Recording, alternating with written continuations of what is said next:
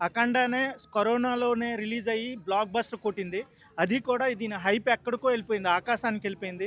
ఇంత senior actor అయిన బాలకృష్ణ గారికి ఇంత హైప్ రావడం ఇదే ఫస్ట్ టైం నా దృష్టిలో. ఎందుకంటే ఆయనకి హైప్ ఉంది. బట్ ఈ పాన్ ఇండియా లెవెల్‌లో ఈ హైప్ రావడం అనేది గ్రేట్ థింగ్. దీనికి మెయిన్ రీజన్ ఏంటంటే సనాతన హైందవ ధర్మం అండ్ సర్జికల్ స్ట్రైక్ బేస్ చేసుకొని ఈ సినిమా రిలీజ్ అవ్వబోతుంది. అండ్ 2 ఓరియెంటెడ్‌లో ఉంటుంది. ఒకటి నార్మల్ అండ్ 2 శివభక్తుడుగా.